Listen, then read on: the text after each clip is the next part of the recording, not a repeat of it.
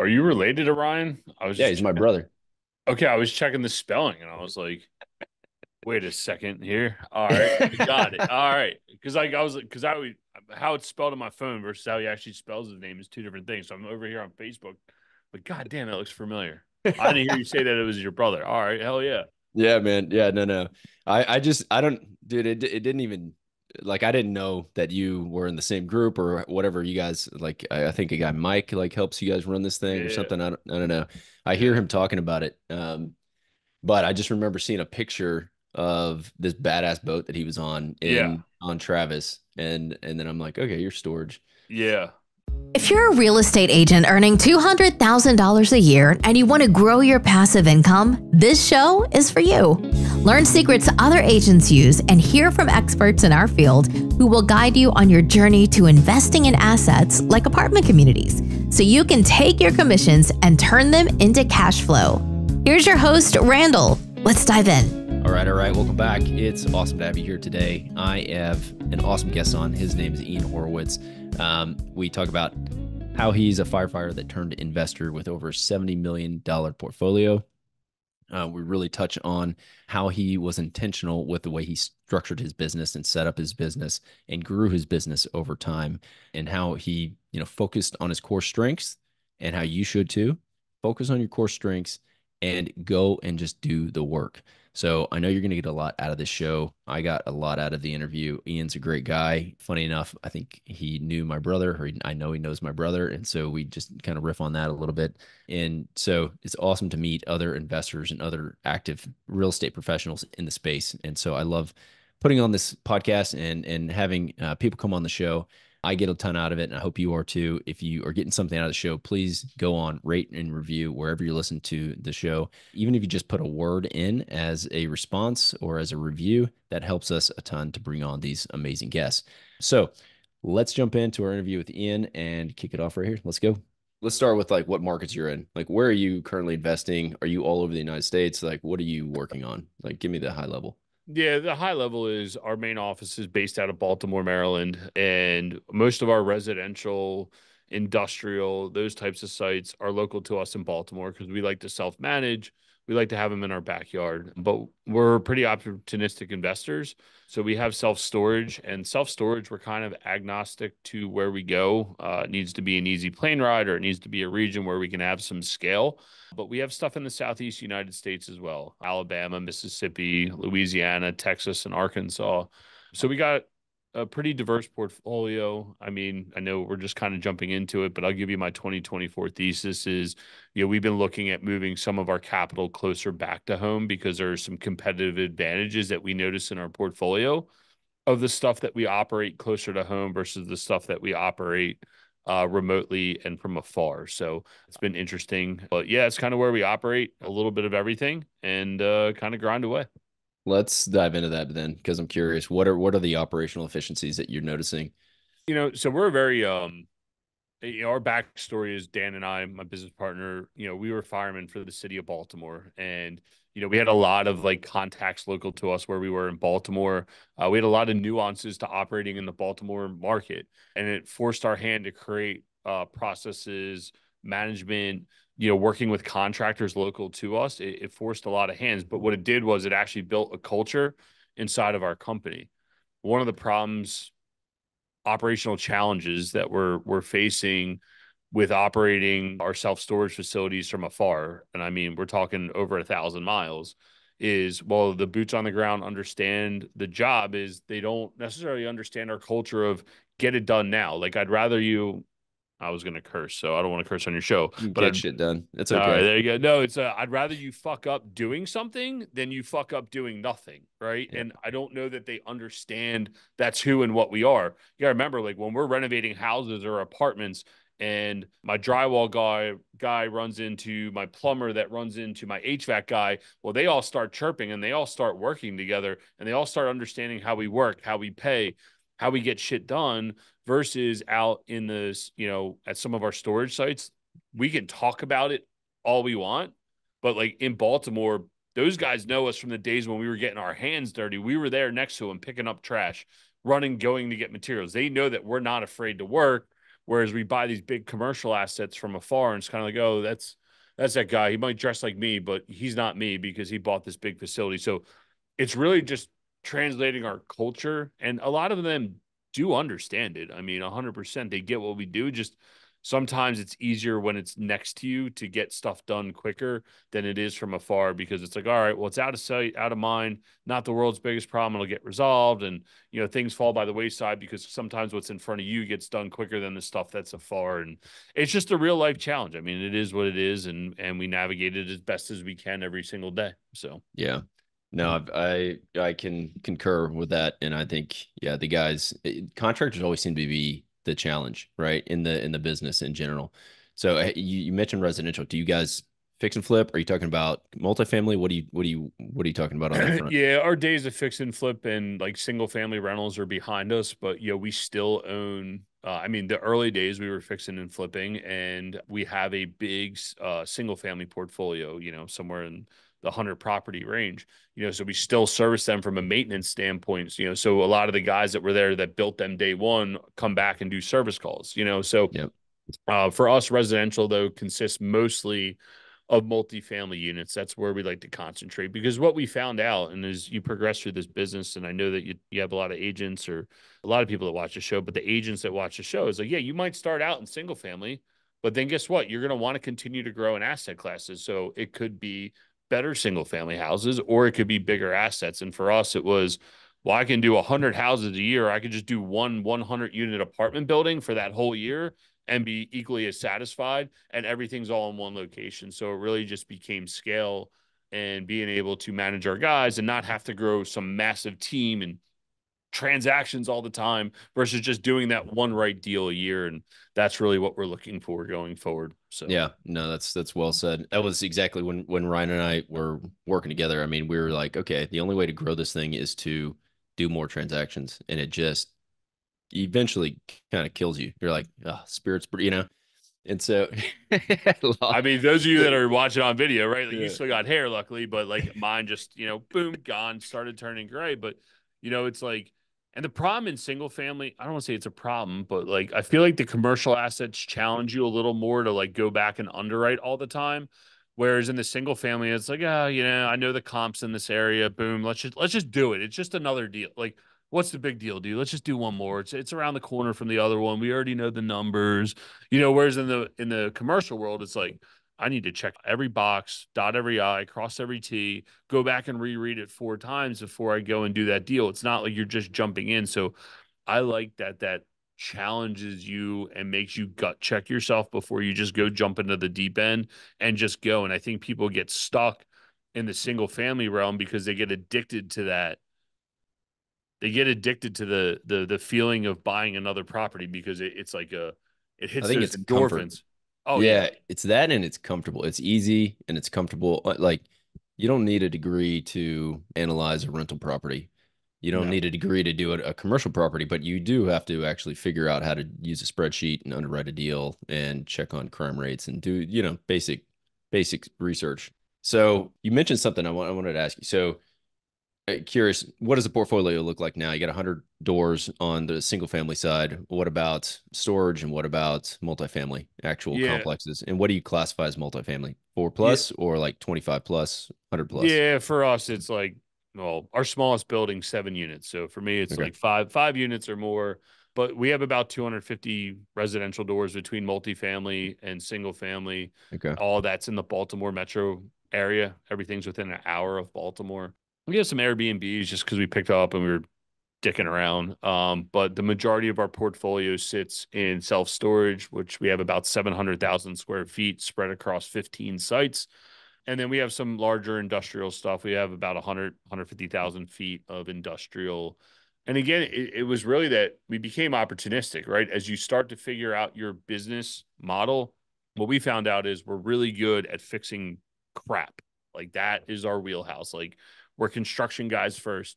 So what was our value that we brought to our friends and family as investors? Well, it was the ability to go buy trash and turn it into something that's worth more at a later date. I'm not going to say it's going to be gold every time, but we put the building into a better location. And that's how we kind of just became opportunistic of like, well, we can apply our construction arm into each one of these different asset classes and grow it and just go. And, again, it went back to, well, in the single family space, I can't find enough, or there's too much deal flow and I don't want to do it that way. And we got priced out. And then in the multifamily world, local to us, it was like, I know you guys are out in Texas, but like I couldn't imagine, just because of the operational challenges in Baltimore of owning residential real estate in another state, just because Baltimore, we're a very blue state, have a lot of problems, a lot of pro tenant, everything. And I couldn't imagine a property manager running one of them. So for us, it was like, well, I want to buy more multifamily, but I don't want to go out of state. But then I'm competing against all the institutional capital from New York, Philadelphia, Boston, DC. They're all chasing these deals around us. And it just became too much competition. And the ones that we picked off were big trash deals that nobody wanted to touch, or they were sweetheart deals that worked for us.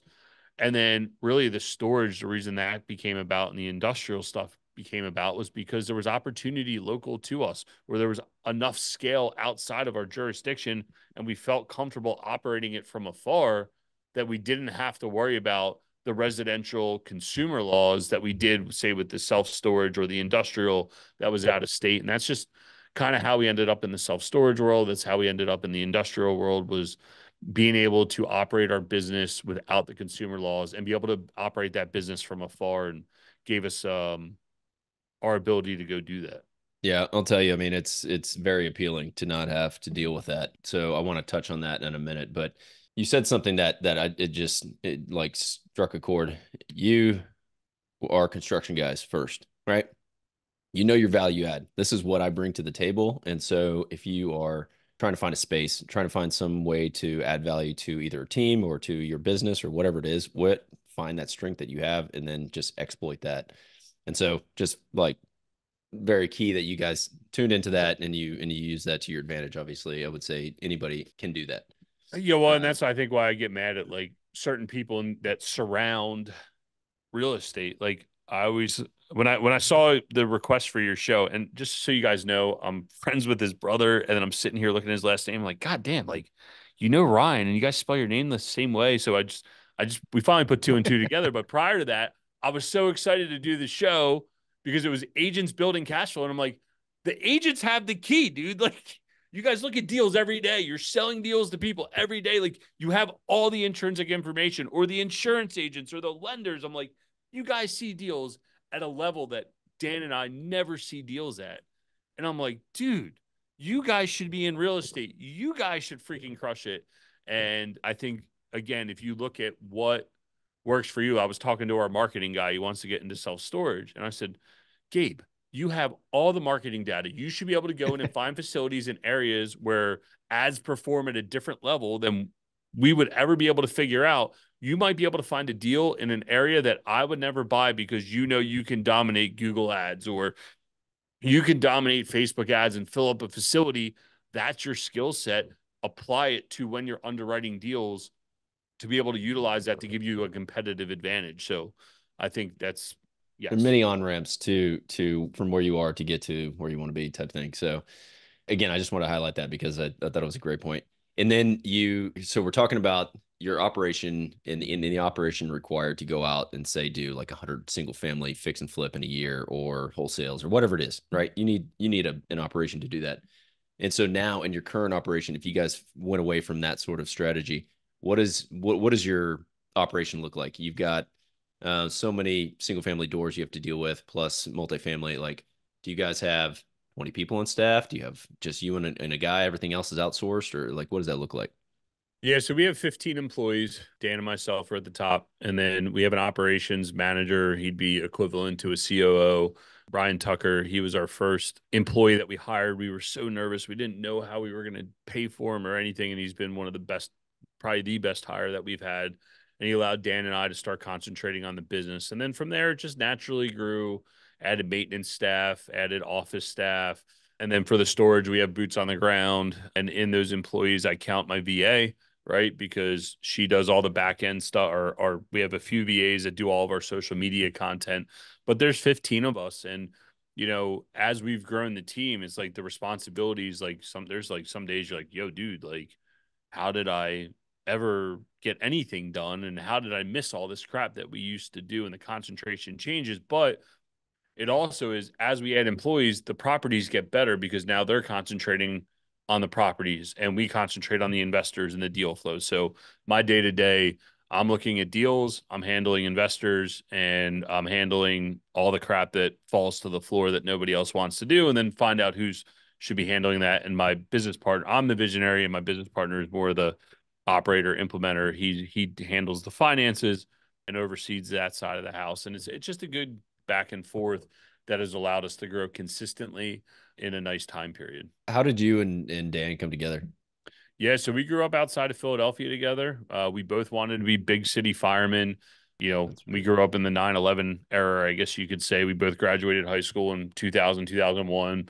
9/11 happens. We were already volunteering at the local fire department, and then like becoming a career fireman was like the thing to do. But in Philadelphia, you actually had to live in the city to even be able to test, let alone get hired.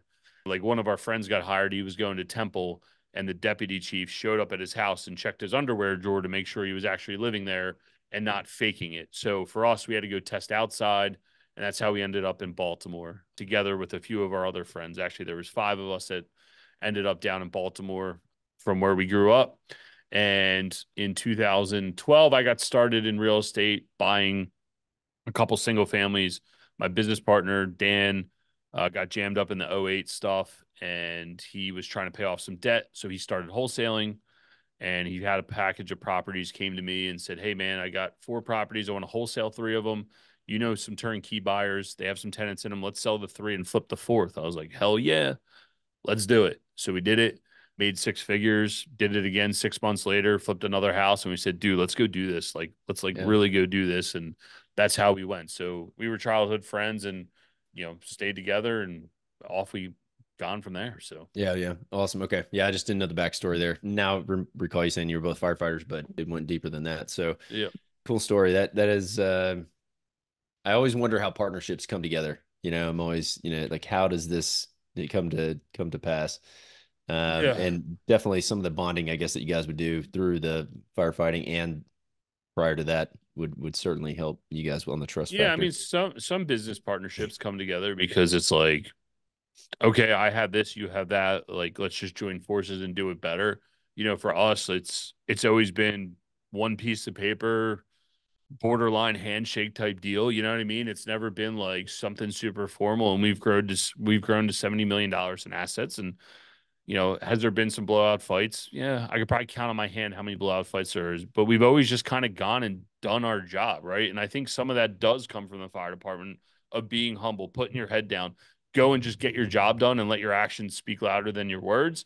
And it's always just been a natural, hey, I'm handling this and I'm handling that. Now, I know some other partnerships are forced, kind of like a forced marriage, and some of those partnerships have more troubles, and you need to cross your T's, dot your I's, make sure all the buy sell agreements are in place and all that other fun stuff. And we've had some capital partners come in where we've had to exercise some of those rights because they weren't the right fit for us, because we just move at a pace we believe faster than a lot of other people, but it works for us because we know being first, getting it done, getting the property done as fast as humanly possible will always pay massive dividends rather than getting bled out over time. So Yeah. All right, man. I want to jump into some of the velocity to money stuff. Hang on. Before I do that real fast, I'm just gonna ask. So since you own, because I'm in the multifamily, Ryan is doing the self-storage. I see some of the stuff that he's working on. I'm like, yeah, life looks a little bit better.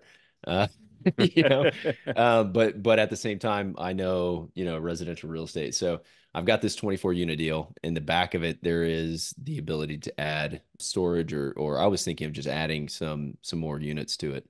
But then my wife actually was like, why don't you just do storage in the back? So I've got a couple questions, right? Just around the crossover of management and the difference between self-storage management and the multifamily management. So you guys, you do your own management since it's close to you, correct? Okay. So then what is kind of high level or highlight, I guess, the difference in managing those two different types of assets? one, you're going to have a judge that tells you you're the world's worst person, depending what state you're in. And one, you can just go and auction their stuff. I mean, that's like the simplest most simplest of simple there is. But if you really want to get down to it, let's first talk about like customer acquisition. In the multifamily world, what there is there's we have it's a more of an emotional purchase, right? They're going to spend time. They're going to figure out, if I move here, I don't want to move again and like for a really long time, like or I'm coming here to Bridge to go buy a house. Okay, all right, done. Now on the storage side, and your time window in the multifamily space might be a 3-month time horizon to acquire a tenant. You're going to spend a lot of time tracking them down. You're going to vet them. You're going to do all those fun things. Now in the storage world, dude, I'm like 2 hours, like less than 2 hours is my window to close a tenant. They call, they go online, they can rent a unit on their own. I don't have to interact with them. So the customer acquisition side, well, I would say the benefit is in storage because you can rent online. There's also a high benefit to the multifamily side of being able to vet your tenants and who you're getting, what they're doing, their income levels, the likelihood that you're going to have to evict them. And you also get to see them, feel them, hey, like you're not feel them, touch them, not like our president, but like feel them like, hey, who are you? What's going on? I understand you're a normal person. Cool. Like come move into my unit and I'll take this risk. Whereas someone rents online, they could be a bum off the street and they're taking the dollar move-in special to rent your unit. It happens, okay? Now, from the operational side, multifamily loses in a lot of ways because you got heat, you got water, you got backed up toilets, you got the pride of ownership. My favorite one is when we go to a tenant's house, hey, there's a problem. Cool, our maintenance guys will be coming over. Well, you're not coming to my house unless I'm home. I'm like, well, time out. It's our house. And thank you for taking the pride of ownership, but I want to protect our asset and get it done. Like you have that challenge there. Whereas the storage, it's not an emergency. It's not the end of the world. People aren't living in your units. There's not many emergencies that can happen there that it's like, okay, well, your stuff's stored there. You know that you signed up to rent, put your stuff into a metal box and it might happen. And if there's an issue, we'll be by to fix it at some point because it's not an emergency. And then you come down to the evictions. And depending what state you're in, like I know where we are in Maryland, I could take a year to evict someone. And especially during COVID and the consumer laws and all the other crap that came with it, multifamily probably loses again. Whereas storage, it's, in Mississippi, you're gone in 30 days. You don't pay rent in 5 days. I lock you out. 10 days later, I put your stuff into the auction cycle. 15 days later, I'm sending you another notice. And in 30 days, I'm posting your stuff and it's getting auctioned off. So pay. Texas is a great state. They got great lien laws. All during COVID, none of the lien laws were shut down with the exception of California for all of about a week. And then the lobby came in and said, absolutely not, and got the lien laws back in place. So the forefathers of storage did it right and put the lien laws in effect. And what I would say is, which one's better? It's really up to you. Like, it's what are you comfortable with? Like, I'll tell you, operational challenges with storage become the marketing. Like this month alone across 15 sites, I've already had 100 something move-ins, probably had about 80 move-outs. We've had 180 customer touches just moving in and moving out, making sure units are clean, right? Like there's a lot of in and out, whereas multifamily is much more predictable. Okay, this year, I know this tenant's moving out and I'm going to push this tenant out so I can renovate it and make it a better unit and get higher rent. Like it's much more predictable from that aspect, but you also have the turnover cost. So what I would say is, I'm going to take the diplomatic answer, is which one's better? It's which one are you more comfortable dealing with? If you like the moving and the shaking, let's do storage. If you like being predictable and you want to like really know like what you're going to have to pay out in the way of turnovers, and I would potentially talk about multifamily and look at that. And multifamily is most likely a more needed asset class going forward, right? Not everybody needs to store their stuff. Americans like to store stuff. However, you always need a place to live. And again, it's really what you want to bet on and what you're comfortable in and what you understand and what you know. And that's how we look at it. So Yeah. Yeah. So owning both, like, are you focused more on the industrial and storage now going forward? Yeah. I am, just because, dude, we got destroyed. I mean, I hate to beat up on our wonderful state of Maryland, but and I hate to make it about politics, but it's just a very blue state. It's a very pro-tenant state. It's a very much drama state when it came to COVID and everything else. Like, it really showed us that we are not in control of our own asset. But what storage did was show that you are still a business owner all the way through, no matter what happened with COVID or shutdowns or government shutdowns or any of these other things. we were still able to operate our business. And that's why I like the storage and industrial space. I believe industrial and flex space, like contractor type unit stuff going forward is just going to become better and better and better. You got e-com businesses, there's a resurgence in retail. You still have stores that are looking for warehouse space because they distribute online. People want those. I mean, even RVers are renting what used to be contractor space to put their RVs in to protect their assets. Spend $500,000 on an RV, and one of our best performing sites is set up like that type of site where it's a lot of businesses, long-term stay tenants, and a lot of RVers and boaters and contractors that all rent there. And for us, that's one of our best performing sites, and we're going to continue to exploit that. So Is it so you're seeing these guys are taking up warehouse office space with an RV, and then they just have like a man cave type deal set up yeah, on it? kind of like a man cave type joint. That's cool. They're putting their stuff in there. It's like some dudes are into golfing and hanging out at the country club. Some dudes are into going to hang out at the RV club and, polishing their RV and hanging out, smoking a cigar, barbecue, Yeah. and staying away from their wife, right? Like the condo RV space, and I'm not in it. It's a little more prevalent down where you guys are in Texas and the Midwest, Florida. The guys are building these gigantic units and condoing them off, and they're either Mhm. selling them to contractors, high-end car users, high-end RVers, boaters, and they're selling them for the man cave experience. And they'll do like poker games and cookouts and all those Yeah. things. And it's like a second home to those dudes. Yeah. There's a guy from my son's soccer team. He just built something kind of like that. It's all high end cars in San Antonio. Yeah. Yeah, cool concept. So let's shift and talk a bit about velocity of money. Okay. So explain the concept of velocity of money for real estate investing and how it played a pivotal role in amassing your $70 million portfolio. Yeah, for us, it's the velocity of capital, and like, what does that mean? It's like, well, how fast can you turn over capital, right? Like, and getting a return on it. So there's a couple different ways to look at it. For early on, we were flipping houses to then get a big sum of capital to then be able to put that into rental units, right? And we had to sell these properties to then get the cash to put it into a cash flowing asset that then produced dividends. So as the flipping started to tail off, well, now we had the drip income coming from our rental properties. And for a long time, it's just we've been sitting around like, cool, we got all this cash flow coming in. But then the equity in the property starts to outgrow the return on the return from like the rental income that you're getting. And it's like, well, I'm making $500 a month. That's $6,000 a year, but I can pull out 60,000 if I sell it off. Well, that's 10 years of cash flow in one shot. So now we're getting to the point where we're starting to sell off some of our older legacy assets that are a pain in the butt, but they have equity in them. Well, now that I have that $60,000, I can go redeploy that into a new and better asset that over the long horizon should perform better.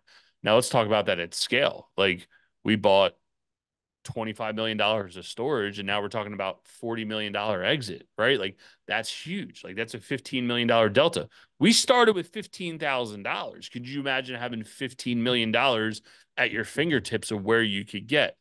So to sit around, and I mean, you can probably find some old videos of me and where I'm like, nah, never sell anything, never sell anything. But at a certain point, that equity outgrows the cash flow, and you need to consider it because if you want to step up and continue to grow, and the goal should always be buying better quality assets. And if you can continue to, and not always bigger, just better quality. And if you can continue to do that and build a better and better and better portfolio, at a certain point, then you'll be like, all right, well, that was well worth the headache and paying the taxes and trading up and moving along and getting that capital to work for you.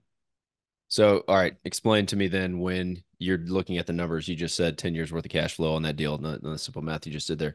So now in the position you're in, how do you determine when you're going to exit an asset?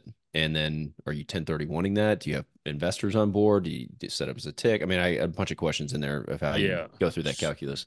So for us right now on the stuff that we own personally, we've been dispose is the right word, but it's the wrong word in the same sense, but disposing of assets, selling them off. We've just been paying the taxes on them because it's just me and Dan and we're okay with it. And we know that's the decision that we made. Now, the stuff that we own with investors, depending on how many investors are in the pool, we'll 1031 it, we'll do a tick going forward. And really for us at that point, for the investor standpoint, it's being the fiduciary, it's doing the right thing, it's de-risking. If we have stuff in Baton Rouge and we're going to sell it off, well, we might be exiting our business plan early. We're getting the right returns, but we're also de-risking ourselves. We're one hurricane away from potentially a massive issue, and I don't know that we can mentally tolerate that. So we're de-risking ourselves and our investors' capital by getting them out of the investment early and moving it forward, but finding the next best investment that we can. I believe that in any marketplace, you can find the right investment. So for us, it's a combination of years of cash flow. It's the quality of the asset.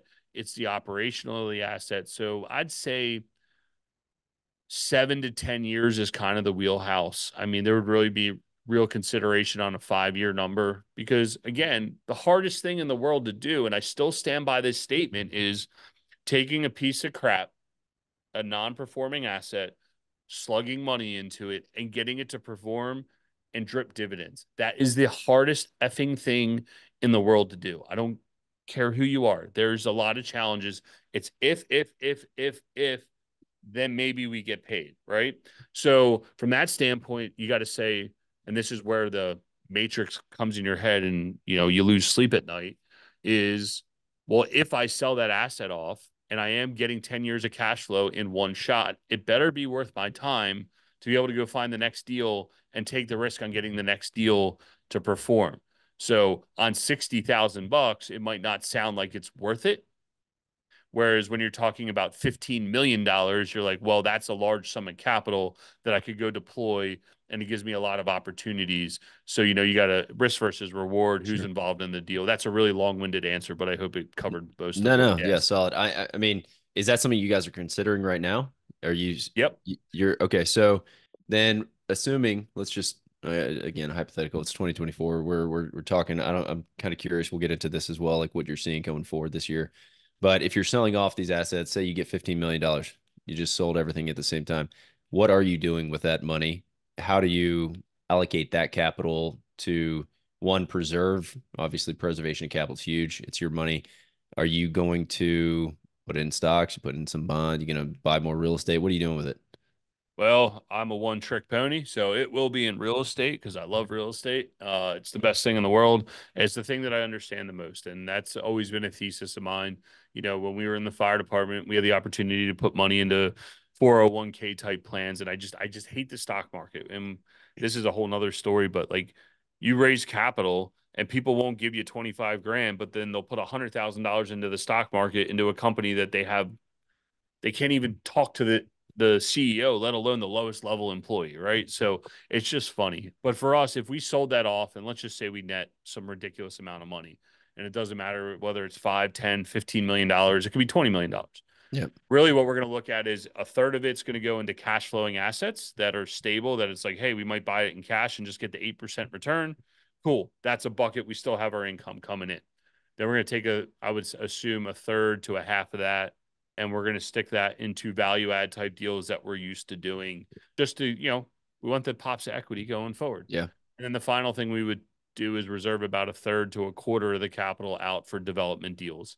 We're actively looking into development, and we want to do all this closer to home within a 4-hour radius of Baltimore and Philadelphia is what we want to do going forward. And the reason we want to do that is because when my project manager, he has to get on a plane and go to Louisiana. Well, he ain't going for one day. He's going for a whole week, and he misses out from his family. Whereas if it's 4 hours from our office, get up at 6, 4 hours, you're at the site by 10, 4 hours at the site, and then 4 hours home, you're home by 6. It's a 12-hour day. It sucks, but you know what? I don't check your schedule, take off Friday, do you? You know what I mean? So that's why we want to move all the capital closer to home, and we would stick it in those 3 buckets because, again, you can't forget what your original mission was. It's not like take all the capital, cool, let's just go risk it on development. We don't know enough about development to take all that money and just go, hey, yeah, we're just going to go do this, right? We still want to stay in what we know and then try to open up that new line of business because we believe there's some opportunity in that going forward. I think you your project manager needs, don't you, a pilot? Man, you gotta start flying him around. Yeah, that's part of the sales. Hopefully, I can buy a nice plane that will get us Yeah. across the area, the region a little bit faster. And that was part of my reason for getting my pilot's license is Yeah. eventually to own a plane to be able to say, hey, if I'm going to Louisiana, I might as well fly myself. So, but we're getting there one day, slowly but Nice. sure. Yeah, I'm in a so I know Devin down here, Devin Elder, he does a bunch of land and whatnot. Anyway, he got his helicopter license so that he could fly out at a moment's notice and get out. And I was like, all right, that's solid. I like that idea. That's how Walmart. You listen to Sam Walton's biography. His brother, I guess, was a Navy pilot or something during the wars.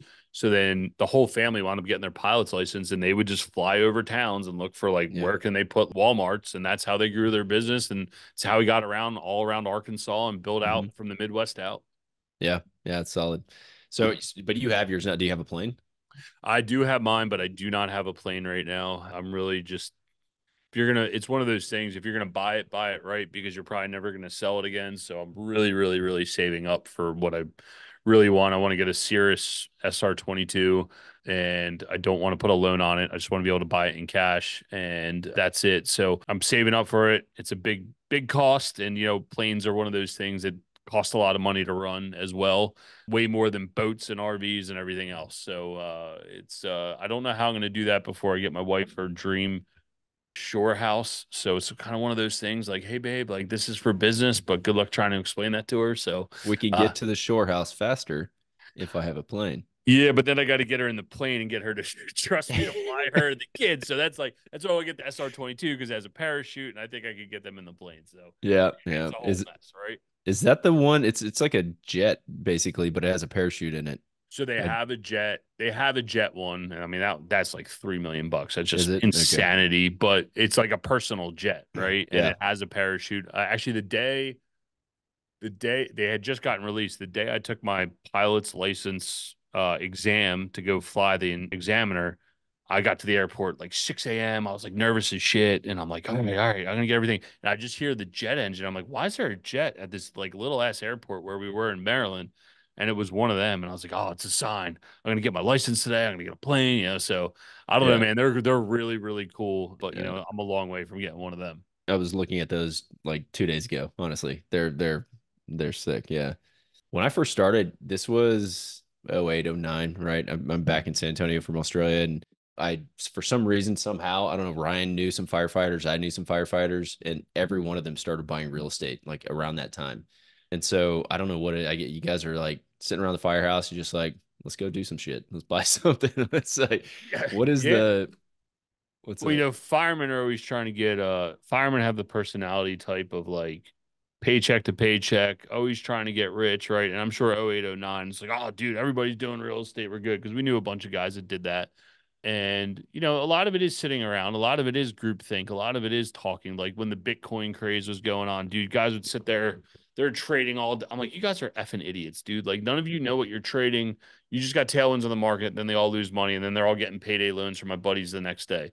And it's funny, but those that like truly understand it and the reason and why we did it, and the same reason agents should do it, and military, police, like everybody should buy a piece of some sort of rental real estate and try to make money from it is, dude, like, let's just say something happened to you tomorrow. Like, and all you had was your real estate business. What are you going to leave your wife and kids, right? Like, that was my big problem is like we were in a job in an industry that I could die tomorrow, and if I did and I had a contracting business, my wife can't run that. If I had a landscaping business, my wife can't run that, right? She could, but it'd be a headache for her. And she's got to take care of the family if I'm gone. So for me, it was like, how do I make money while I'm asleep at work? And God forbid something happens to me, it still makes her money. And then she can decide what to do with it after everything has settled. And I think that's why real estate's like really powerful from that aspect. You know, I know people say you can build businesses and be completely out of it, but like we all know that's not 100% true. Like you're the thinker, you're the thought leader, you're what drives it. And for real estate, it's pretty cut and dry. And that was a motivating factor for me of why I wanted to buy real estate and produce additional income. One thing I've noticed talking to you is that everything seems intentional. Like you put thought behind it. It's not just chasing something just to chase it. And it really is like I know the end goal. I know that I want my family taken care of. This is why I'm going to go into this. I don't want to deal with X, Y, and Z, so I'm going to focus on this asset class. So again, it's always refreshing talking to somebody that has put that together and put the thought into it to do it. So I want to ask you, you've got Equity Warehouse. Yep. Represent. So Yeah. what is that? Are you a lender? Are you what's going on there? Yeah, so our real company name is actually D&I Development, like D and I Development. And we went to go buy email addresses and started telling people, yeah, it's Ian at dnidevelopment.com. And people couldn't, they're like, and what? I'm like, N? I'm like, no, and A-N-D. And so we said, dude, we need a better trade name. And, we just always thought about like warehousing equity, kind of like what we were just talking about of like Yeah. everything we do is building equity for ourselves. I know equity's got maybe a bad word around it now, depending on what side of the politics reign you're on, but it's really about equity. It's about building value. It's about building a legacy portfolio of properties that produce for our family. And that's what Equity Warehouse meant to us. And the fact that it was available for we were blown away that it was available for $9. We were able to buy it on GoDaddy or wherever we bought our domain names. And that's how we ended up with the name. But it is truly built. It's like, originally when we talked about it, we were still wholesaling and flipping houses. It was like, yeah, we want to get equity and we want to warehouse it and like equity in the cash sense. And now it's like, well, now we're warehousing equity in the properties that we own. It's just like crazy to think that we've lived the name that we chose to be. And it's been a really fun journey. And, I believe we live and breathe it every day. Yeah, that's awesome. All right, good story about that on the name there. All right, man. I want to ask you again, what are you seeing for 2024? I was listening. I'll preface it with this. I was listening to, I don't know, one of the guys, self-storage. Ryan turned me on to a podcast. I forget his name.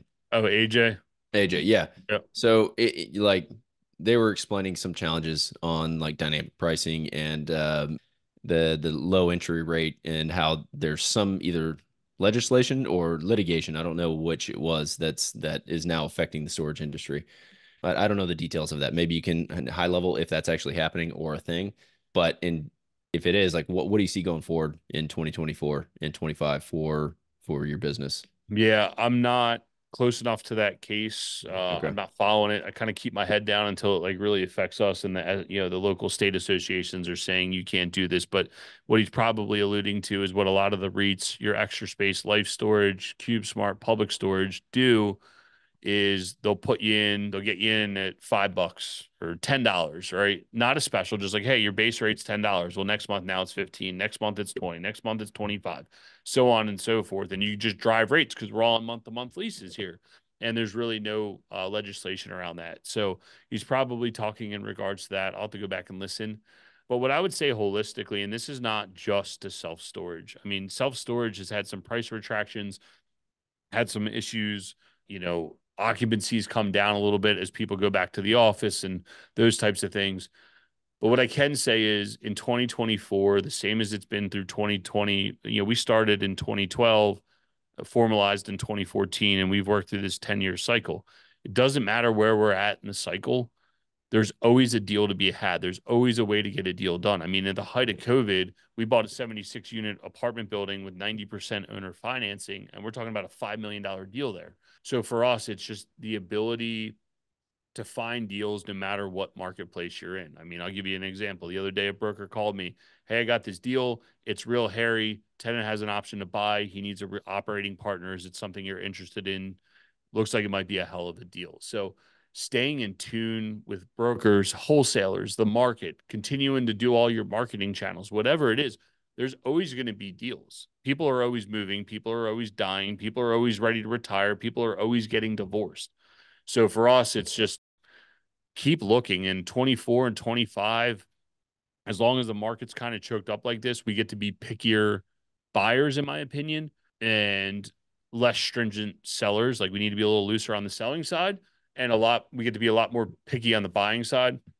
And that's something we're going to execute and continue to execute in 24 and 25 is really just buying the best deals that we can because we have the option to be picky because there's not a lot of competition out there right now because people are sidelining money. People are waiting for Jerome Powell to come out and say, we're lowering rates. Okay, well, dude, like, what does it matter if we're lowering rates or not? Like, there should always be a deal. Everything should be a metric to what the debt rate is. And it's like, okay, we'll figure out how to make it work, because my belief is you can make it work in this turbulent time. You'll be able to make this deal work. Think about how much better this deal will perform in better times.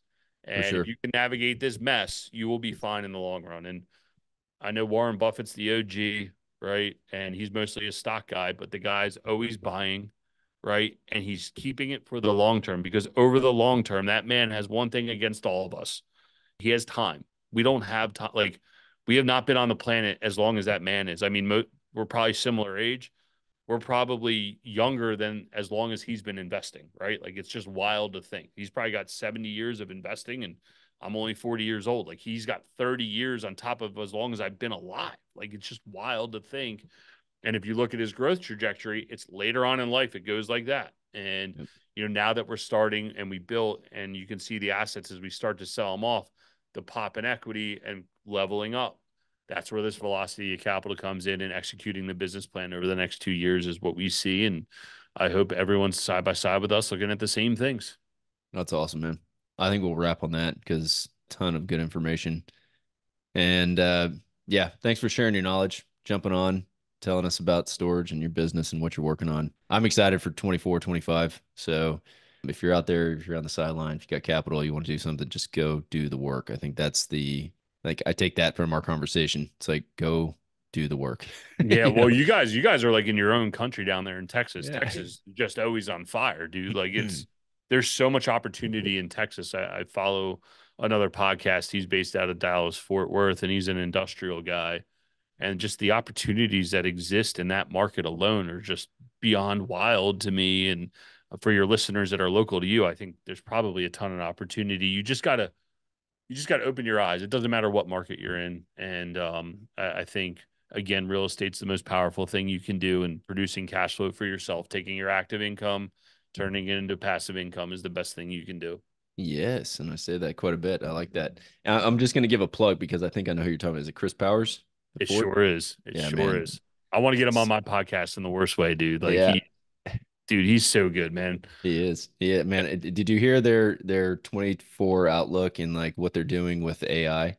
I have not. I'm like 3 episodes. I literally was going to hit play on that today. And then I was like, shit, I got to finish up I'm trying to finish up a book. And I'm stacked up on podcasts because I'm trying to finish this book. So. All right, man. Do your book. I'm excited for that. Whenever you have it, man, just send me a link, and we'll put it in the show notes as well. Hell yeah. Anybody looking for any more information on you, or reaching out to you, I'm going to put some of your information in the show notes, so they can definitely do that. And yeah, if Chris Powers, you want to come on my podcast or Ian's, this is the plug. Well, dude, if you can get him, we'll do a 3-banger. We'll simulcast it against all 3 of our shows. Nice. Do a powerhouse show. So he can simulcast us, we'll simulcast him, and it'd be badass. But I like that. I haven't done one of those. Dude. Listen, we'll cut this up. Send this to me. I'll send it to our BA. We'll cut that piece out. And we'll track his ass down. So that's right. Awesome, man.